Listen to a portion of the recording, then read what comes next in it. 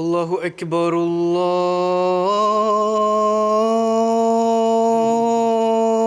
اکبر اللہ اکبر اللہ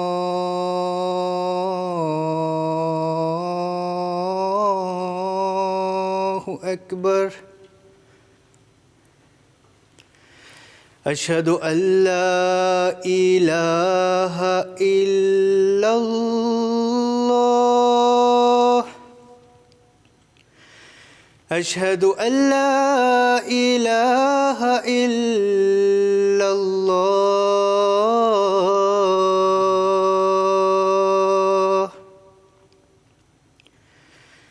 اشہد ان محمد رسول اللہ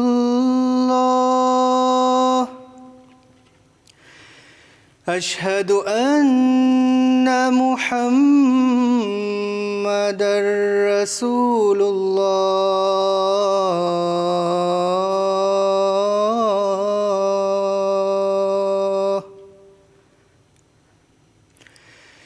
حی علی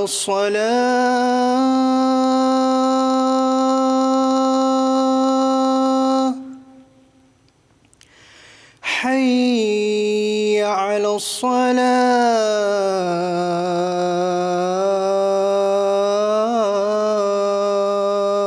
الصلاة حي على الفلاح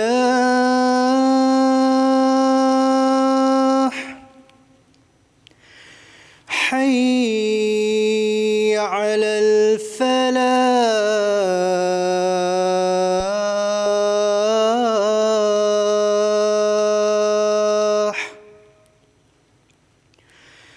اللہ اکبر اللہ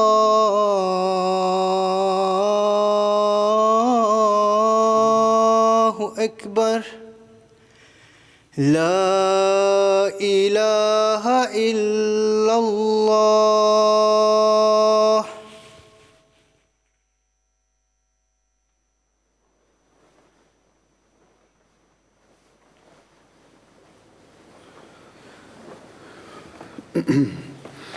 السلام علیکم ورحمۃ اللہ.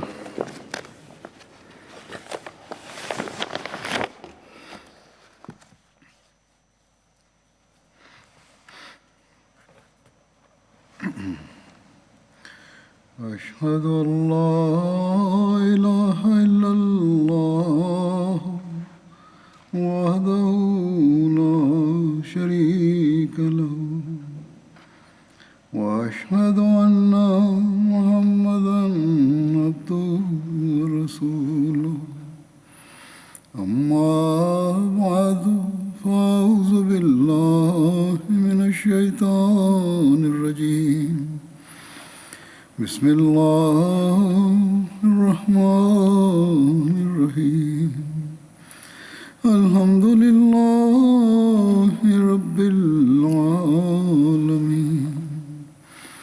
الرحمن الرحيم مالك يوم الدين إياك نعبد وإياك نستعين اهدنا الصراط المستقيم صراط الذين أنعمت عليهم غير المغضوب عليهم ولا الضالين.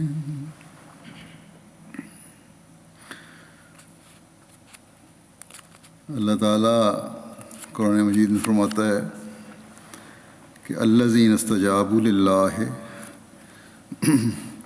الذین استجابوا للہ والرسول من بعد ما اصابهم القرح للذین احسنوا منهم واتقوا اجر عظیم. کہ جن لوگوں نے اللہ اور رسول کا حکم اپنے زخمی ہونے کے بعد بھی قبول کیا، ان میں سے ان کے لیے جنہوں نے اچھی طرح اپنا فرض ادا کیا ہے اور تقوی اختیار کیا ہے بڑا اجر ہے۔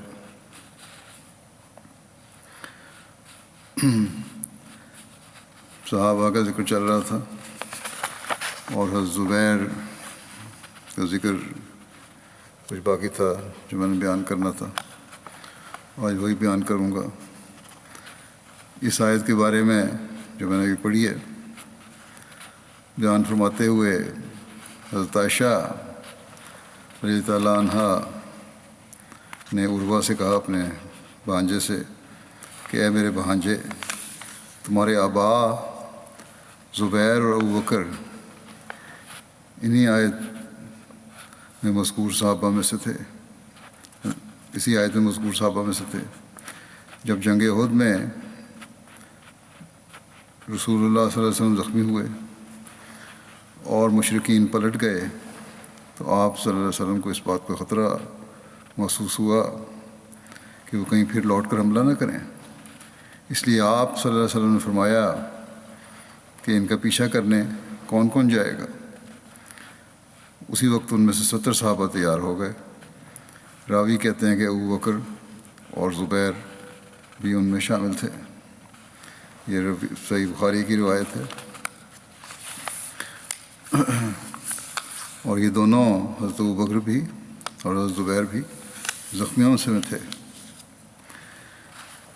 صحیح مسلم میں اس طرح یہ روایت بیان ہوئی ہے کہ ہشام نے اپنے والد سے روایت کی ہے، وہ کہتے ہیں کہ حضرت عائشہ نے مجھ سے کہا کہ تمہارے آبا ان صحابہ میں سے تھے جنہوں نے اپنے زخمی ہونے کے بعد بھی اللہ اور اس کے رسول کی آواز پر لبیک کہا۔ حضرت علی بیان فرماتے ہیں کہ میں نے رسول اللہ صلی اللہ علیہ وسلم کو اپنے کانوں سے ہی فرماتے ہوئے سنا ہے کہ طلحہ اور زبیر جنت میں میرے ہمسائے ہوں گے۔ حضرت سعید بن جبیر بیان کرتے ہیں کہ حضرت ابوبکر، حضرت عمر، حضرت عثمان، حضرت علی، حضرت طلحہ، حضرت زبیر، حضرت سعد، حضرت عبد الرحمن اور حضرت سعید بن زید کا مقام ایسا تھا کہ میدان جنگ میں رسول اللہ صلی اللہ علیہ وسلم کے آگے آگے لڑتے تھے اور نماز میں آپ کے پیچھے کھڑے ہوتے تھے۔ حضرت عبد الرحمن بن اخنس سے روایت ہے کہ وہ مسجد میں تھے کہ ایک شخص نے حضرت علی کا ذکر کیا، کچھ ان کی شان میں بے ادبی کی، تو حضرت سعید بن زید کھڑے ہو گئے اور فرمایا کہ میں حضور صلی اللہ علیہ وسلم پر گواہی دیتا ہوں کہ یہ بے شک میں نے آپ سے سنا، اور آپ فرماتے تھے کہ 10 آدمی جنت میں جائیں گے، نبی صلی اللہ علیہ وسلم جنت میں ہوں گے، ابوبکر جنت میں ہوں گے، حضرت عمر جنت میں ہوں گے، حضرت عثمان جنت میں ہوں گے، حضرت علی جنت میں ہوں گے، حضرت طلحہ، حضرت زبیر بن عوام، حضرت سعد بن مالک، حضرت عبد الرحمن بن عوف جنت میں ہوں گے، اور اگر میں چاہوں تو 10ویں کا نام بھی لے سکتا ہوں۔ راوی کہتے ہیں کہ لوگوں نے کہا کہ 10واں کون ہے؟ حضرت سعید بن زید کچھ دیر خاموش رہے۔ راوی کہتے ہیں کہ کچھ لوگوں نے پھر پوچھا کہ 10واں کون ہے؟ فرمایا کہ سعید بن زید، یعنی خود۔ یہ حضرت طلحہ کے ذمہ میں بھی میرا خیال ہے بیان ہو چکی ہے روایت۔ حضرت خلیفۃ المسیح ثانی کاتبین وحی کے نام بیان کرتے ہوئے فرماتے ہیں کہ رسول کریم صلی اللہ علیہ وسلم پر جو وحی نازل ہوتی تھی وہ اسی وقت لکھوا دی جاتی تھی۔ چنانچہ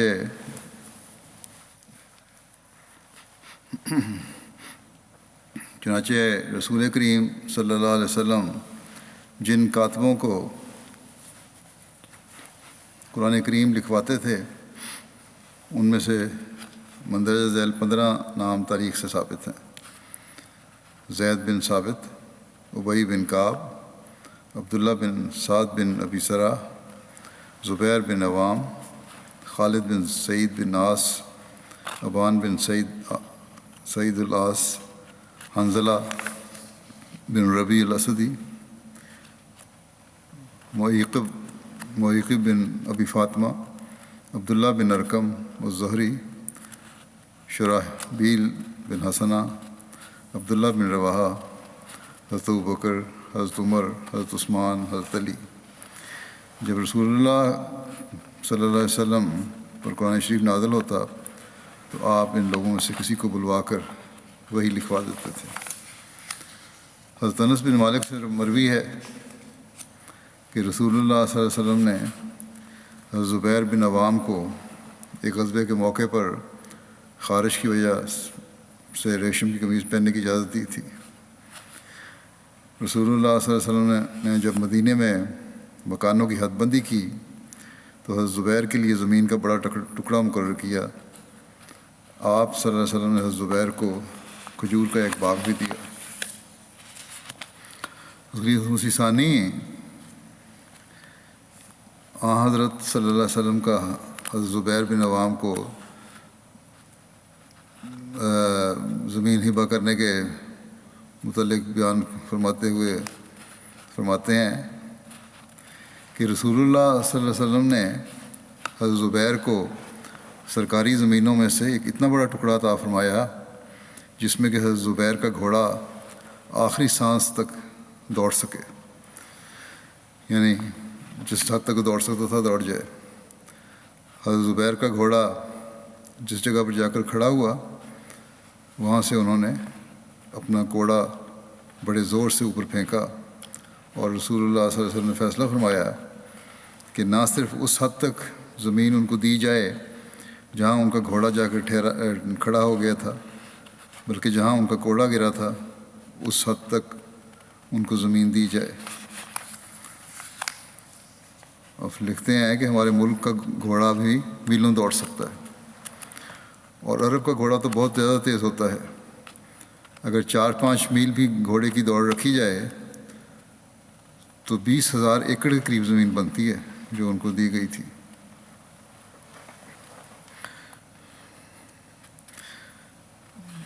رسول اللہ صلی اللہ علیہ وسلم نے حضرت زبیر کو یہ لکھتے ہیں امام ابو یوسف کتاب الخراج میں لکھتے ہیں کہ رسول اللہ صلی اللہ علیہ وسلم نے حضرت زبیر کو ایک زمین کا ٹکڑا بخشا جس میں کھجور کے درخت بھی لگے ہوئے تھے، اور یہ ان کا امام ابو یوسف کا بیان کا حوالہ دیا مسلم حسانی نے بھی۔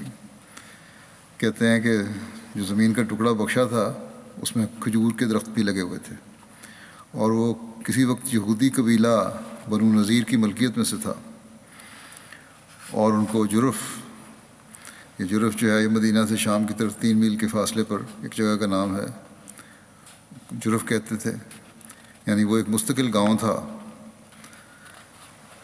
جب ہم پہلی حدیثوں سے اس حدیث کو ملائیں تو اس سے یہ نتیجہ نکلتا ہے کہ رسول اللہ صلی اللہ علیہ وسلم نے حضرت زبیر کو اس وقت اوپر والی زمین بخشی جب کہ وہ پہلے سے، یعنی اس جہاں گھوڑے کے دوڑنے کی ذکر ہے اور تقریباً 15-20 ہزار ایکڑ بنتی ہے، اس وقت وہ زمین بخشی تھی جب کہ وہ پہلے سے ایک گاؤں کے مالک تھے جس میں کھجور کے باغ بھی تھے۔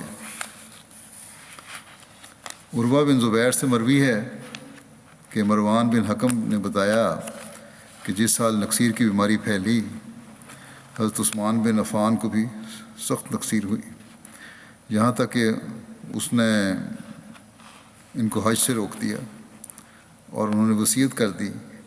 تو اس وقت قریش میں سے ایک شخص ان کے پاس آیا، کہنے لگا کسی کو خلیفہ مقرر کر دیں، یعنی کہ بہت خراب حالت ہے۔ انہوں نے پوچھا کیا لوگوں نے یہ بات کہی ہے؟ اس نے کہا ہاں۔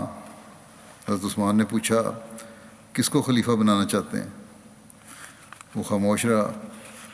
اتنے پھر ایک اور شخص ان کے پاس آیا، راوی کہتے ہیں میں سمجھتا ہوں کہ وہ حارث تھا، کہنے لگا خلیفہ مقرر کر دیں۔ حضرت عثمان نے کہا کیا لوگوں نے یہ کہا ہے؟ اس نے کہا ہاں۔ حضرت عثمان نے پوچھا یعنی کہ آپ کے بعد کون خلیفہ ہو؟ عثمان نے پوچھا وہ کون ہے جو خلیفہ ہوگا؟ وہ خاموش رہا۔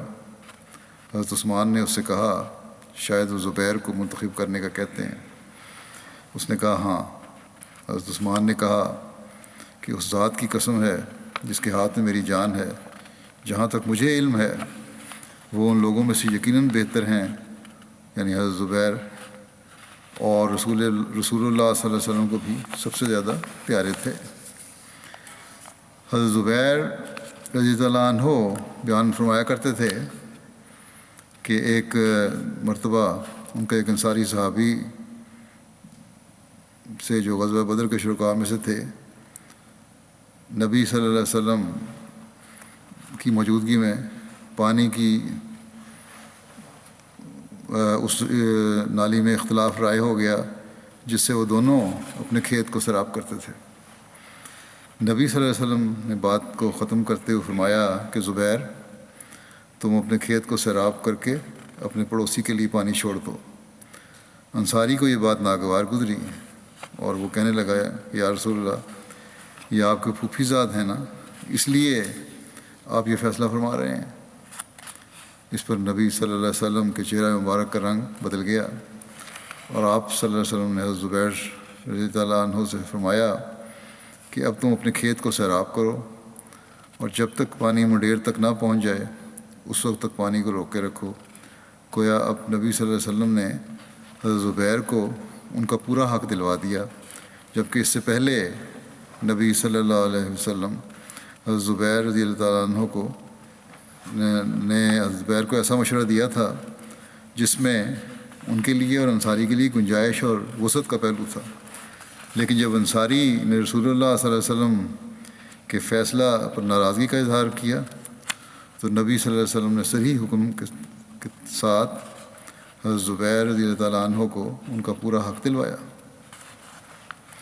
حضرت زبیر فرماتے ہیں کہ بخدا میں یہ سمجھتا ہوں کہ مندرجہ ذیل آیت اسی واقعے سے متعلق نازل ہوئی ہے کہ فلا وربک لا یؤمنون حتی یحکموک فیما شجر بینہم ثم لا یجدوا فی انفسہم حرجا مما قضیت ویسلموا تسلیما، یعنی نہیں، تیرے رب کی قسم، وہ کبھی ایمان نہیں لا سکتے جب تک وہ تجھے ان امور میں منصف نہ بنا لیں جن میں ان کے درمیان جھگڑا ہوا ہے، پھر تو جو بھی فیصلہ کرے اس کے متعلق وہ اپنے دلوں میں کوئی تنگی نہ پائیں اور کامل فرمانبرداری اختیار کریں۔ حضرت زبیر رضی اللہ عنہ سے مروی ہے کہ جب یہ آیت نازل ہوئی، ثم انکم یوم القیامت عند ربکم تختصمون، یعنی یقیناً تم قیامت کے دن اپنے رب کے حضور ایک دوسرے سے بحث کرو گے۔ تو انہوں نے پوچھا، یا رسول اللہ،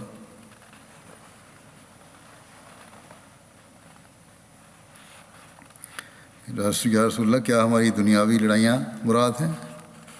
نبی صلی اللہ علیہ وسلم نے فرمایا ہاں۔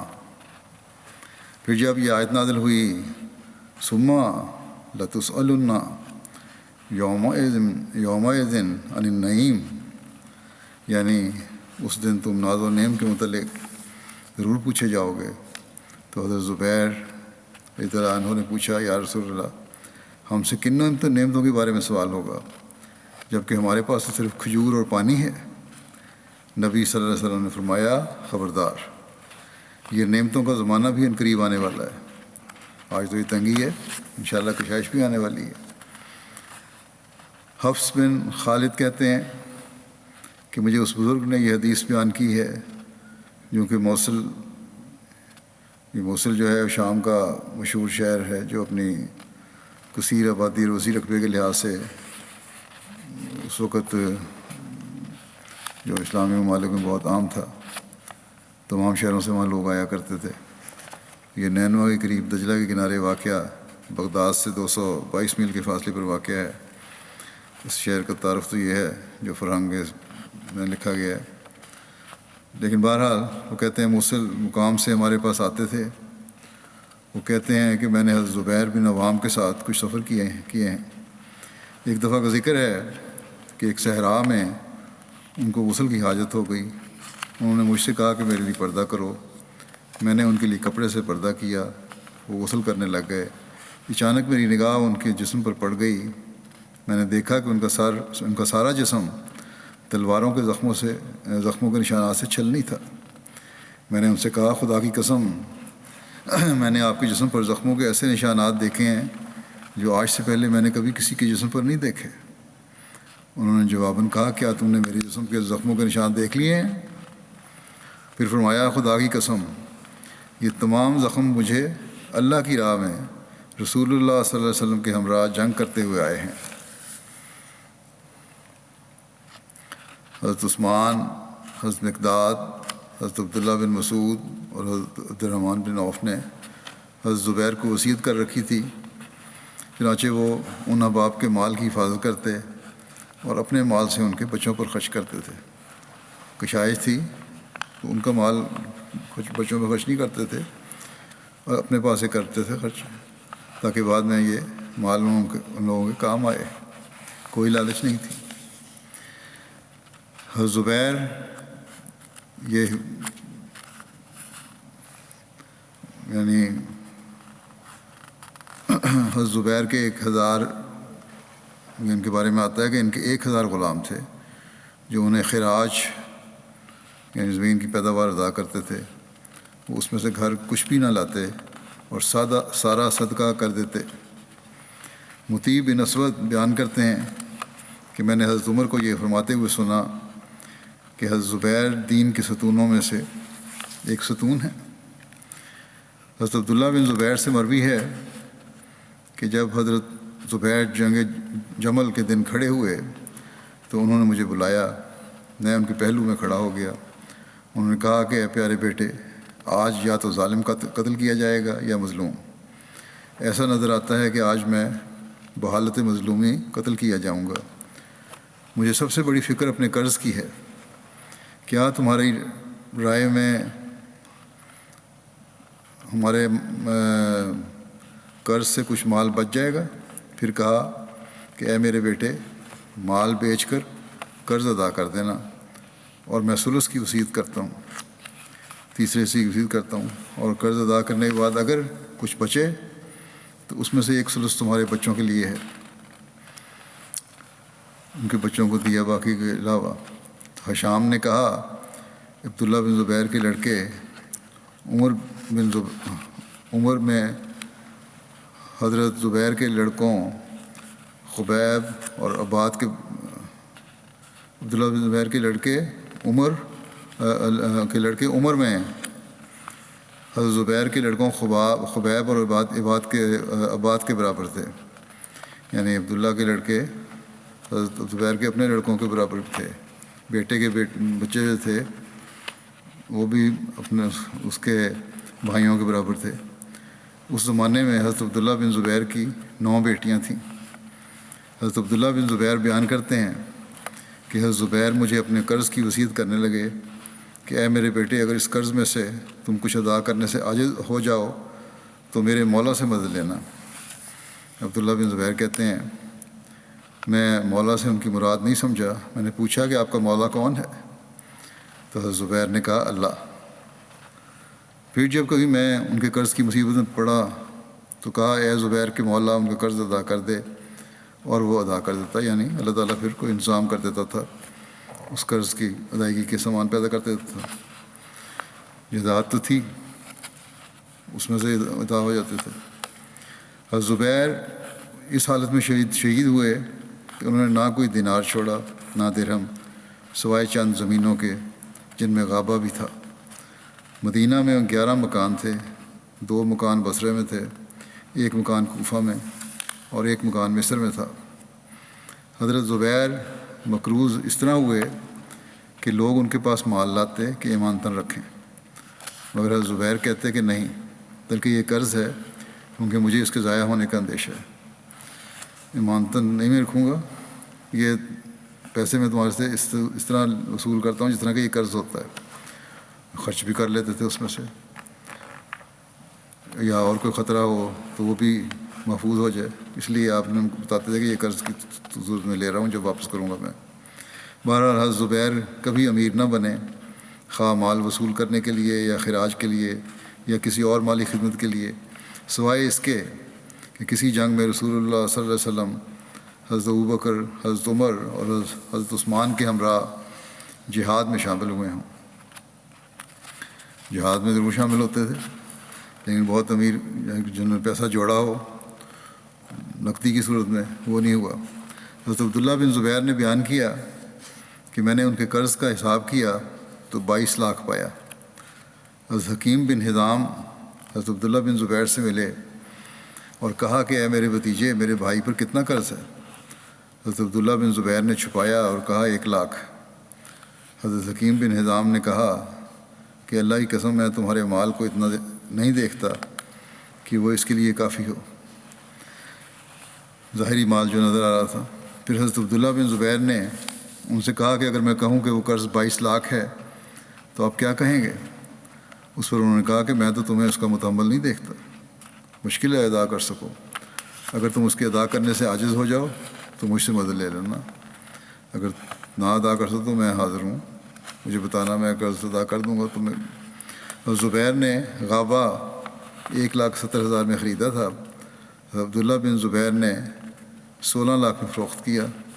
پھر کھڑے ہو کر کہا کہ جس کا زبیر کے ذمہ کچھ ہو وہ ہمارے پاس غابہ پہنچ جائے۔ وہ زمین بیچی غابہ کی، 16 لاکھ کی قیمت ملی، اور پھر اعلان کر دیا کہ جو قرض خواہ ہیں وہ آ جائیں اور اپنا قرض لے لیں۔ حضرت عبداللہ بن جعفر جن کے حضرت زبیر پر 4 لاکھ تھے، انہوں نے حضرت عبداللہ بن زبیر سے کہا کہ اگر تم لوگ چاہو تو میں معاف کر دوں، اور اگر چاہو تو اسے ان قرضوں کے ساتھ رکھو جنہیں تم مؤخر کر رہے ہو، بشرطے کہ تم کچھ مؤخر کرو۔ حضرت عبداللہ بن زبیر نے کہا نہیں۔ انہوں نے کہا کہ پھر مجھے 1 ٹکڑا زمین کا دے دو۔ حضرت عبداللہ بن زبیر نے کہا کہ تمہارے لیے یہاں سے یہاں تک ہے۔ انہوں نے اس میں سے بقدر ادائے قرض کے فروخت کر دیا اور انہوں نے عبداللہ بن جعفر کو دے دیا۔ اس قرض میں سے 4.5 حصے باقی رہ گئے۔ حضرت عبداللہ بن زبیر حضرت معاویہ کے پاس آئے، زمانے کی بات ہے، وہاں عمر بن عثمان، منذر بن زبیر اور ابن زمہ تھے۔ حضرت معاویہ نے پوچھا کہ غابہ کی کتنی قیمت لگائی گئی؟ حضرت ابن زبیر نے کہا ہر حصہ 1 لاکھ کا ہے۔ حضرت معاویہ نے پوچھا کتنے حصے باقی رہے؟ انہوں نے کہا کہ 4.5 حصے۔ منذر بن زبیر نے کہا کہ 1 حصہ 1 لاکھ میں نے لے لیا۔ عمر بن عثمان نے کہا کہ 1 حصہ 1 لاکھ میں نے لے لیا۔ ابن زمہ نے کہا کہ 1 حصہ 1 لاکھ میں نے لے لیا۔ حضرت معاویہ نے کہا اب کتنے بچے؟ حضرت عبداللہ بن زبیر نے کہا کہ 1.5 حصہ۔ انہوں نے کہا کہ وہ 1.5 لاکھ میں نے لے لیا، یعنی کہ وہ زمین جو باقی تھی رہ گئی غابہ کی، اس کو بھی بیچنے لگے۔ عبداللہ بن جعفر نے اپنا حصہ حضرت معاویہ کے ہاتھ 6 لاکھ میں فروخت کر دیا،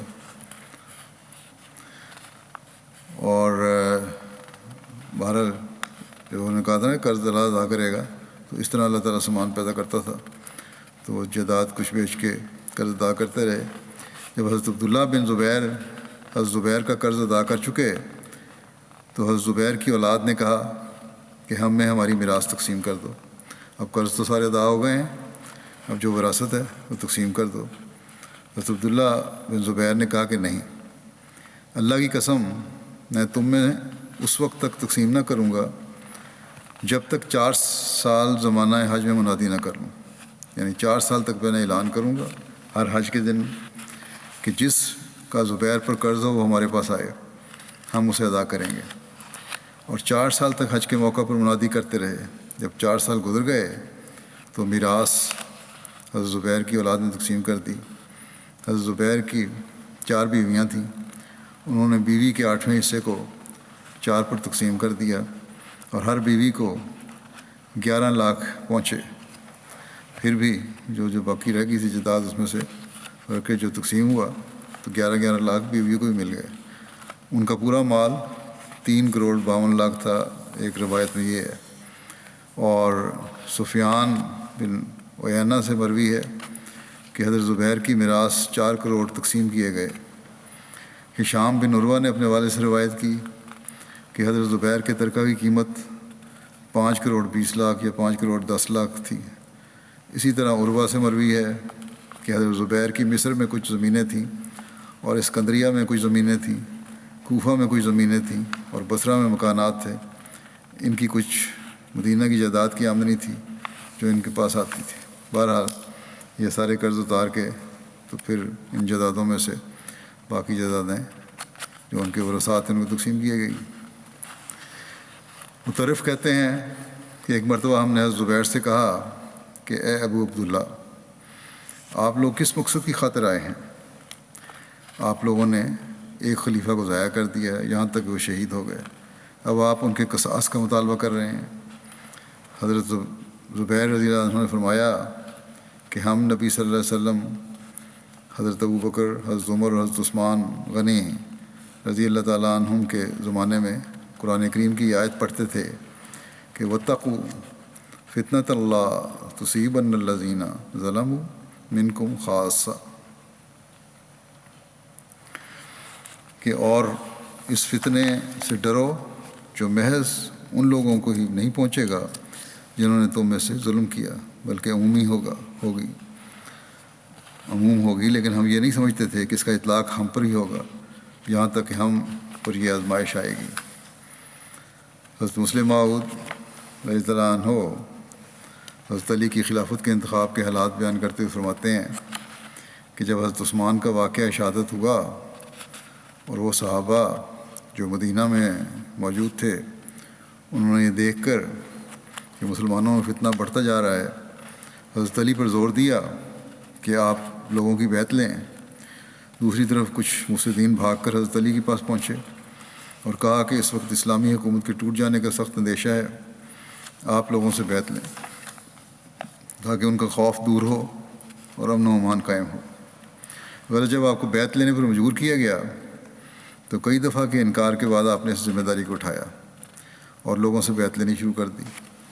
بعض اکابر صحابہ اس وقت مدینہ سے باہر تھے، بعض سے تو جبراً بیعت لی گئی.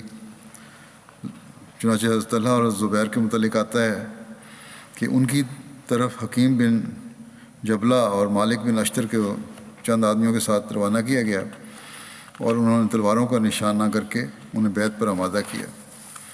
یعنی وہ تلواریں سونت کر ان کے سامنے کھڑے ہو گئے اور کہا کہ حضرت علی کی بیعت کرنی ہے تو کرو ورنہ ہم ابھی تم کو مار ڈالیں گے. حتیٰ کہ بعض روایات میں یہ ذکر بھی آتا ہے کہ وہ ان کو نہایت سختی کے ساتھ زمین پر گھسیٹتے ہوئے لائے. ظاہر ہے کہ ایسی بیعت کوئی بیعت نہیں کہلا سکتی. پھر جب انہوں نے بیعت کی تو یہ بھی کہہ دیا کہ ہم اس شرط پر آپ کی بیعت کرتے ہیں کہ حضرت عثمان کے قاتلوں سے آپ قصاص لیں گے. مگر بعد میں جب انہوں نے دیکھا کہ حضرت علی قاتلوں سے قصاص لینے میں جلدی نہیں کر رہے تو وہ بیعت سے الگ ہو گئے اور مدینہ سے مکہ چلے گئے.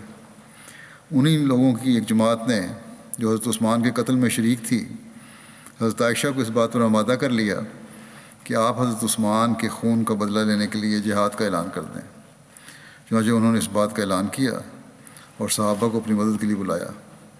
حضرت طلحہ اور حضرت زبیر بھی ان کے ساتھ شامل ہو گئے اور اس کے نتیجے میں حضرت علی اور حضرت عائشہ، حضرت طلحہ اور حضرت زبیر کے لشکر میں جنگ ہوئی جسے جنگ جمل کہا جاتا ہے.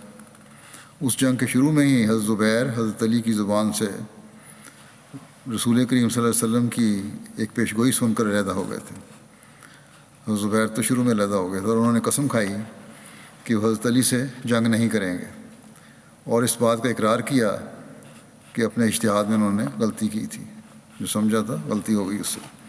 دوسری طرف حضرت طلحہ نے بھی اپنی وفات سے پہلے حضرت علی کی بیعت کا اقرار کر لیا تھا، کیونکہ روایت میں آتا ہے کہ زخموں کی شدت سے تڑپ رہے تھے کہ ایک شخص ان کے پاس سے گزرا. انہوں نے پوچھا تم کس گروہ میں سے ہو؟ اس نے کہا حضرت علی کے گروہ میں سے. اس پر انہوں نے اپنا ہاتھ اس کے ہاتھ میں دے کر کہا کہ تیرا ہاتھ علی کا ہاتھ ہے اور میں تیرے ہاتھ پر حضرت علی کی دوبارہ بیعت کرتا ہوں. بہرحال حضرت زبیر کے بارے میں لکھا ہے کہ حضرت زبیر کی شہادت جنگ جمل سے واپسی پر ہوئی تھی. وہاں سے علیحدہ ہو گئے تھے وہ اور حضرت علی سے جنگ کا انہوں نے ارادہ، انہوں نے کہا تھا میں نے غلطی کی ہے اور اس سے علیحدہ ہو گئے بالکل. لیکن جنگ جمل سے واپسی پر ان کی شہادت ہوئی. جب حضرت علی نے انہیں یاد دلایا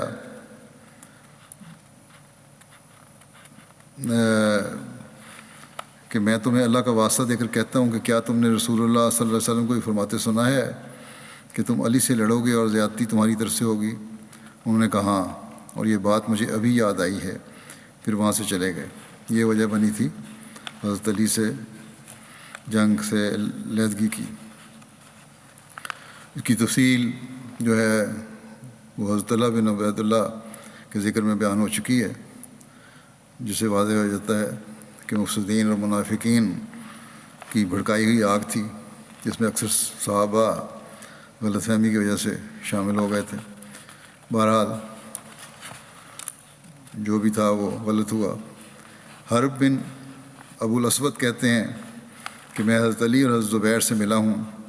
جب حضرت زبیر اپنی سواری پر سوار ہو کر صفوں کو چیرتے ہوئے واپس لوٹے تو ان کے بیٹے عبداللہ ان کے سامنے آئے اور کہنے لگے کہ آپ کو کیا ہوا؟ حضرت زبیر نے ان سے کہا، حضرت علی نے مجھے ایک حدیث یاد کرا دی جس کو میں نے خود رسول اللہ صلی اللہ علیہ وسلم کی زبان مبارک سے سنا ہے۔ آپ نے فرمایا تھا، تو اس یعنی حضرت علی سے جنگ کرے گا اور اس جنگ میں تو ظلم کرنے والا ہوگا، اس لیے میں ان سے جنگ نہیں کروں گا۔ ان کے بیٹے نے کہا کہ آپ تو اس لیے آئے ہیں کہ لوگوں کے درمیان صلح کریں اور اللہ آپ کے ساتھ اس معاملے میں صلح کروائے گا۔ حضرت زبیر نے کہا، میں تو قسم کھا چکا ہوں۔ حضرت عبداللہ بن زبیر نے کہا، آپ اس قسم کا کفارہ دے دیں اور اپنے غلام جرجس کو آزاد کر دیں اور ادھر ہی موجود رہیں یہاں تک کہ اللہ ان لوگوں میں صلح کروا دے۔ راوی کہتے ہیں کہ حضرت زبیر نے اپنے غلام جرجس کو آزاد کیا اور وہیں ٹھہرے رہے، لیکن لوگوں میں اختلاف مزید بڑھ گئے تو آپ اپنے گھوڑے پر سوار ہو کر چلے گئے۔ جب حضرت زبیر مدینہ کی طرف واپسی کا ارادہ کر کے نکلے اور صفوان نامی مقام پر پہنچے جو بصرہ کے قریب ایک مقام ہے، تو بکر نامی ایک شخص جو بنو مجاشے سے تھا حضرت زبیر کو ملا۔ اس نے کہا کہ اے حواری رسول اللہ، آپ کہاں جا رہے ہیں؟ آپ میری ذمہ داری ہیں، آپ تک کوئی شخص نہیں پہنچ سکتا۔ وہ شخص حضرت زبیر کے ساتھ چل پڑا اور ایک آدمی احنف بن قیس سے ملا۔ اس نے کہا کہ یہ زبیر ہیں جو مجھے صفوان میں ملے تھے۔ احنف نے کہا کہ مسلمانوں کے دو گروہ آپس میں گتھم گتھا ہیں اور تلواروں سے ایک دوسرے کی پیشانیاں کاٹ رہے ہیں، اور یہ اپنے بیٹے اور گھر والوں سے ملنے جاتے ہیں۔ جب عمیر بن جرموز اور فضالہ بن حابس اور نفیر نے یہ بات سنی تو انہوں نے سوار ہو کر حضرت زبیر کا پیچھا کیا اور ان کو ایک قافلے کے ساتھ پا لیا۔ عمیر بن جرموز گھوڑے پر سوار ہو کر ان کے پیچھے سے آیا اور حضرت زبیر پر نیزہ سے حملہ کیا اور ہلکا سا زخم دیا۔ حضرت زبیر نے بھی، جو اس وقت ذوالخمار نامی گھوڑے پر سوار تھے، اس پر حملہ کیا۔ جب ابن جرموز نے دیکھا کہ وہ قتل ہونے والا ہے تو اس نے اپنے دونوں ساتھیوں کو آواز دی اور انہوں نے مل کر حملہ کیا، یہاں تک کہ حضرت زبیر کو شہید کر دیا۔ ایک روایت میں آتا ہے کہ جب حضرت زبیر اپنے قاتل کے سامنے آئے اور اس پر غالب بھی آ گئے، لیکن اس دشمن نے کہا، میں تمہیں اللہ کا واسطہ دیتا ہوں۔ یہ سن کر حضرت زبیر نے اپنا ہاتھ روک لیا۔ اس شخص نے یہ عمل کئی مرتبہ کیا۔ پھر جب حضرت زبیر کے خلاف اس نے بغاوت کی اور ان کو زخمی کر دیا تو حضرت زبیر نے کہا، اللہ تجھے غارت کرے، تو مجھے اللہ کا واسطہ دیتے رہے اور خود اس کو بھول گئے۔ حضرت زبیر کو شہید کرنے کے بعد ابن جرموز حضرت علی کے پاس حضرت زبیر کا سر اور ان کی تلوار لایا۔ حضرت علی نے تلوار لے لی اور کہا کہ یہ وہ تلوار ہے کہ اللہ کی قسم اس سے رسول اللہ صلی اللہ علیہ وسلم کے چہرے سے بے چینی دور ہوئی، لیکن اب یہ موت اور فساد کی قتل گاہوں میں ہے۔ ابن جرموز نے اندر آنے کی اجازت مانگی۔ دربان نے عرض کی کہ یہ ابن جرموز جو حضرت زبیر کا قاتل ہے دروازے پر کھڑا اجازت طلب کرتا ہے۔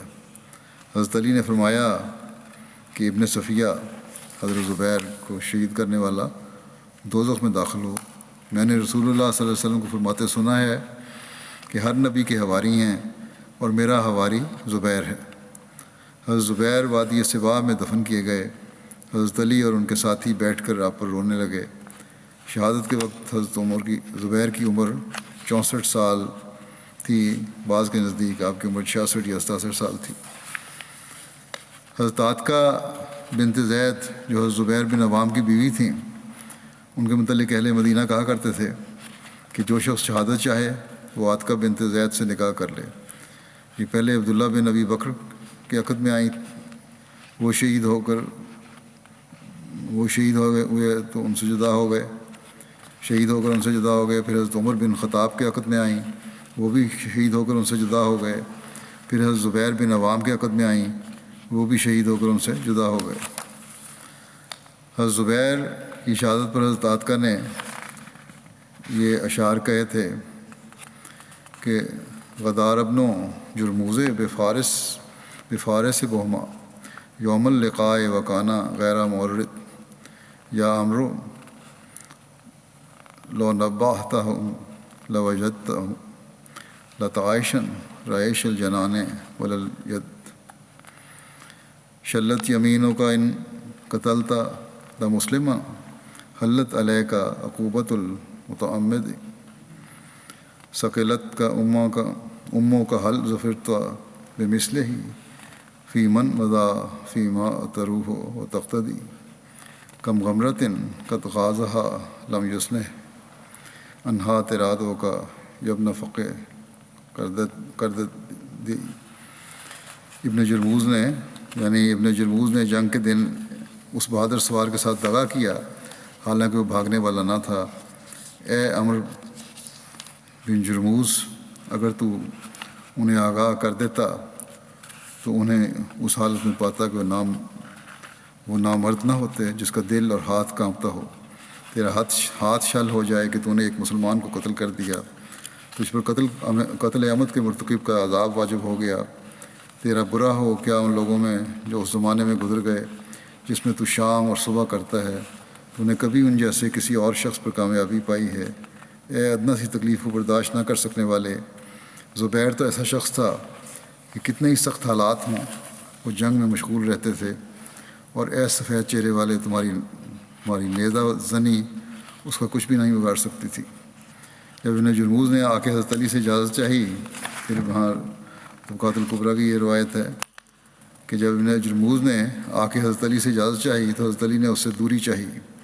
اس پر اس نے کہا، کیا زبیر مصیبت والوں میں سے نہ تھے؟ حضرت علی نے کہا کہ تیرے منہ میں خاک، میں تو یہ امید کرتا ہوں کہ طلحہ اور زبیر ان لوگوں میں سے ہوں گے جن کے حق میں اللہ تعالیٰ فرماتا ہے کہ وَنَزَعْنَا مَا فِي صُدُورِهِم مِّن غِلٍّ إِخْوَانًا عَلَىٰ سُرُرٍ مُتَقَابِلِينَ، اور ہم ان کے دلوں کی کدورت دور کر دیں گے کہ وہ تختوں پر آمنے سامنے بھائی بھائی ہو کر بیٹھیں گے۔ حضرت زبیر نے مختلف اوقات میں متعدد شادیاں کیں اور کثرت کے ساتھ اولاد پیدا ہوئی۔ ان کی تفصیل حسب ذیل ہے۔ حضرت اسماء بنت ابو بکر، ان کے بدن سے بھی عبداللہ، عروہ، منذر، عاصم، ختیجہ الکبریٰ، ام الحسن، عائشہ پیدا ہوئیں۔ حضرت ام خالد، ان کے وطن سے جو بچے پیدا ہوئے، خالد، عمر، حبیبہ، سودا، ہند۔ حضرت زباب بن عنیف، ان کے وطن سے جو بچے پیدا ہوئے، مصعب، حمزہ، رملہ۔ حضرت زینب ام جعفر بنت مرثد، ان کے وطن سے جو بچے پیدا ہوئے، عبیدہ اور جعفر۔ حضرت ام کلثوم بن عقبہ، ان کے وطن سے زینب پیدا ہوئیں۔ حضرت ہلال بن قیس، ان کے وطن سے خدیجہ الصغریٰ پیدا ہوئیں۔ حضرت عاتقہ بنت زید، یہ ہے حضرت زبیر کا سارا واقعات، اور یہاں ختم ہوئے۔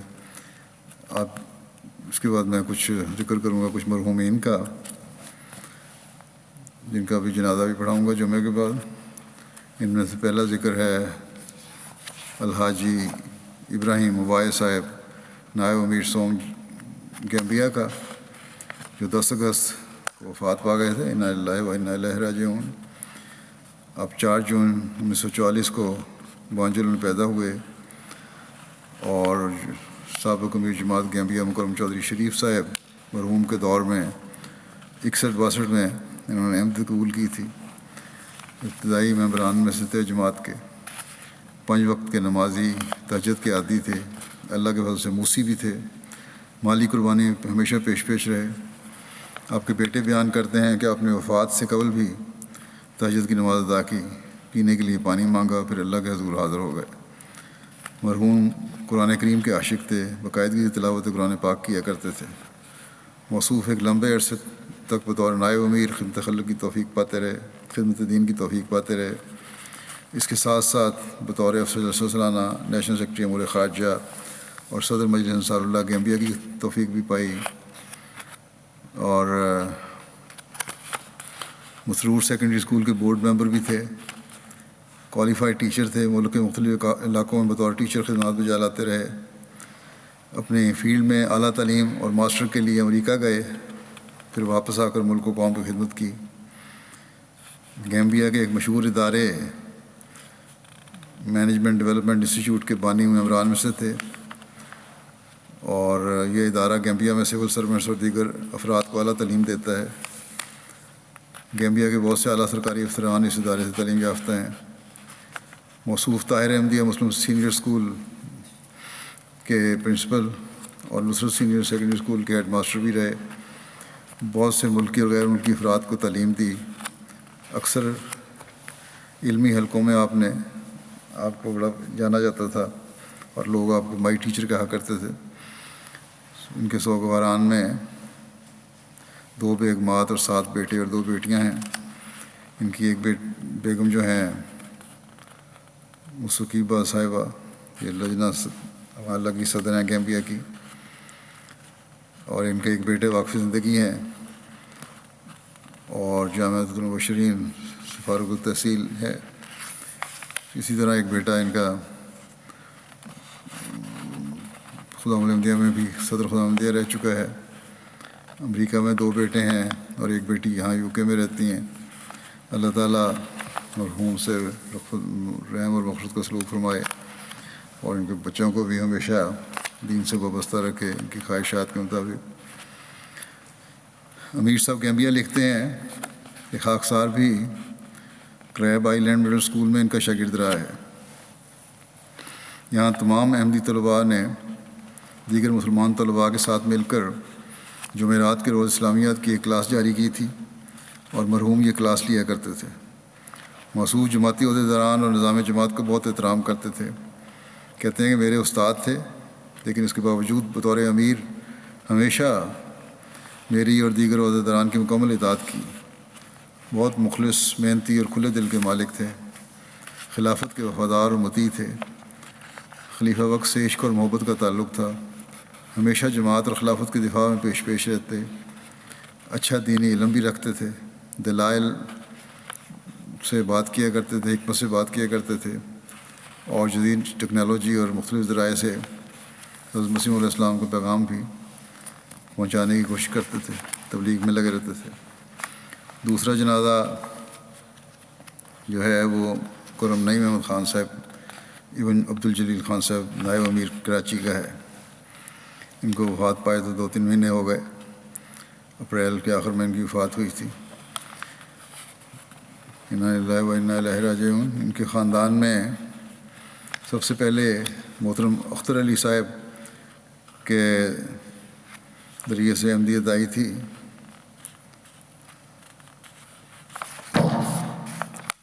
جنہوں نے حضرت مولوی حسن علی صاحب بھاگل پوری جو صحابی تھے حضرت مسیح علیہ السلام، ان کے ذریعے سے بیعت کی تھی۔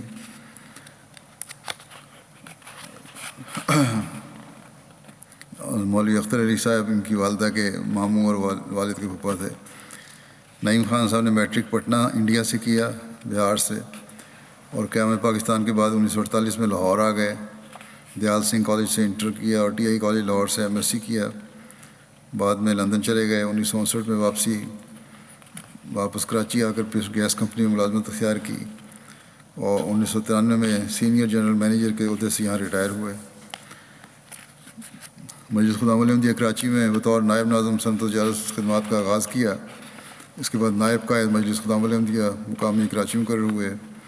پھر 66 میں مجلس خدام الحمدیہ کراچی کے قائد منتخب ہوئے۔ 4 سال تک یہ خدمت انجام دی۔ پھر انصار اللہ مارٹن روڈ کراچی کے زعیم اعلیٰ رہے۔ پھر ناظم انصار اللہ ضلع کراچی بھی رہے، اور 97 تک اس خدمت میں فائز رہے۔ ناظم انصار اللہ علاقہ کراچی مقرر ہوئے 1997 میں، سیکٹری وقف جدید جماعت کراچی مقرر ہوئے اور 2019 تک اس عہدے پر فائز رہے۔ لمبا عرصہ نائب امیر جماعت کراچی خدمت کی توفیق ملی۔ فضل عمر فاؤنڈیشن کے ڈائریکٹر بھی رہے۔ انٹرنیشنل ایسوسی ایشن آف احمدی آرکیٹیکٹس انجینئرز کی پہلی مجلس عاملہ میں بطور آڈیٹر خدمت انجام دیں۔ کئی سال تک اس کے کراچی چیپٹر کے صدر بھی رہے۔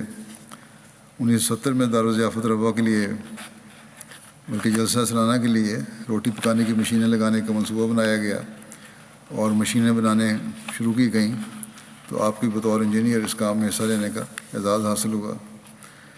آپ کی بیٹی ہمارا صاحبہ لکھتی ہیں کہ ہمارے والد نے کی اہلیہ کی وفات نعیم خان صاحب کی پہلے ہو گئی تھی، کچھ کافی عرصہ ہوا۔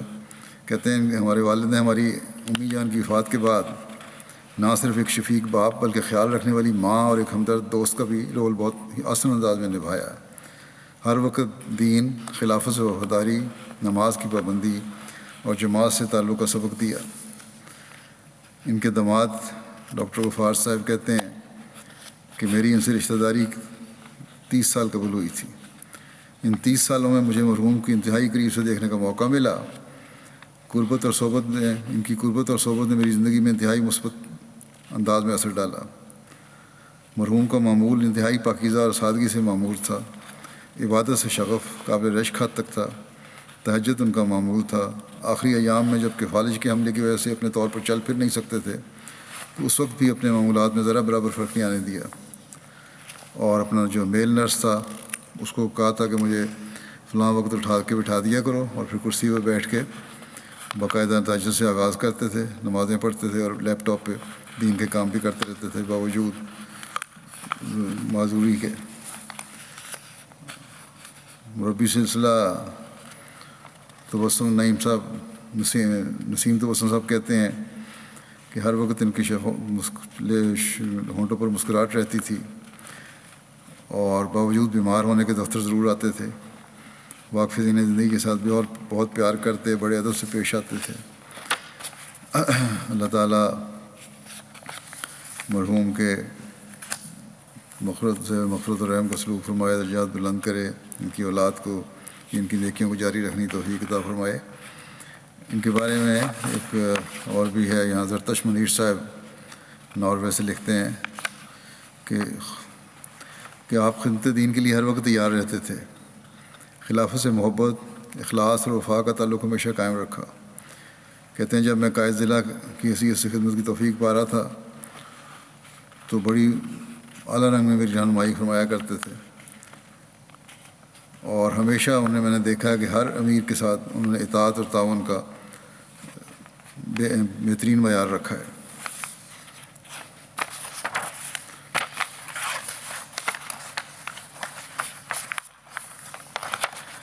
اگلا جنازہ ہے مکرمہ بشریٰ بیگم صاحبہ اہلیہ ٹھیکیدار ولی محمد صاحب مرحوم جرمنی کا، جو 19 جولائی کو 74 سال کی عمر میں ہارٹ اٹیک کی وجہ سے جرمنی میں وفات پا گئی تھیں۔ انا للہ و انا الیہ راجعون۔ ان کے دادا میاں نظام الدین صاحب افنابا حضرت مسیح علیہ السلام کے صحابی تھے۔ بڑی تہجد کی ادائیگی میں باقاعدہ تھیں، نمازوں کی پابند تھیں، مہمان نواز تھیں، ضرورت مندوں کا خیال رکھنے والی تھیں، مالی قربانی میں پیش تھیں، نیک مخلص خاتون تھیں، خلافت سے بے پناہ محبت تھی اور عقیدت کا تعلق تھا۔ بچپن سے نظر کی کمزوری کی وجہ سے باقاعدہ قرآن کریم نہیں پڑھ سکتی تھیں، لیکن شادی کے بعد اپنے بچوں کی مدد سے چند سپارے حفظ بھی کیے۔ MTA پر قرآن کریم کی تلاوت سننے کے علاوہ وہ خطبات بھی باقاعدہ یہاں سے سنتی تھیں میرے، اور باقاعدہ دوسرے پروگرام بھی سنتی تھیں۔ اللہ کے فضل سے موسیہ تھیں۔ ان کے پسماندگان میں 4 بیٹے اور 2 بیٹیاں شامل ہیں۔ ایک بیٹے شفیق الرحمان صاحب مبلغ سلسلہ مشنری انچارج ہیں نیوزی لینڈ کے، اور عتیق الرحمان صاحب آج کل یہاں وقف کر کے ہمارے PS کے دفتر ریکارڈ میں، شعبہ ریکارڈ میں کام کر رہے ہیں۔ مشنری انچارج جو ہیں شفیق الرحمان صاحب، اپنی والدہ کے جنازے میں شامل بھی نہیں ہو سکے تھے، تدفین ان کی یہاں ہوئی ہے۔ اللہ تعالیٰ انہیں بھی سکون اور صبر عطا فرمائے، اور اللہ تعالیٰ مرحومہ سے مغفرت اور رحم کا سلوک فرمائے، ان کی دعاؤں کو وارث بنائے، ان کی اولاد کو۔ نماز کے بعد جنازہ انشاءاللہ پڑھاؤں گا.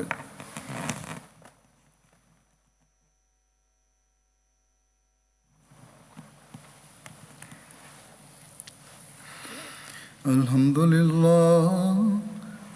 لله نحمده ونستعينه ونستغفره ونؤمن به ونتوكل عليه ونعوذ بالله من شرور أنفسنا ومن سيئات أعمالنا من يهده الله فلا مضل له ومن يضلل فلا هادي له ونشهد أن لا إله إلا الله ونشهد أن محمدا عبده ورسوله. عباد الله رحمكم الله إن الله يأمر بالعدل والإحسان وإيتاء ذي القربى وينهى عن الفحشاء والمنكر والبغي يعظكم لعلكم تذكرون. اذكروا الله يذكركم وادعوه يستجب لكم ولذكر الله أكبر.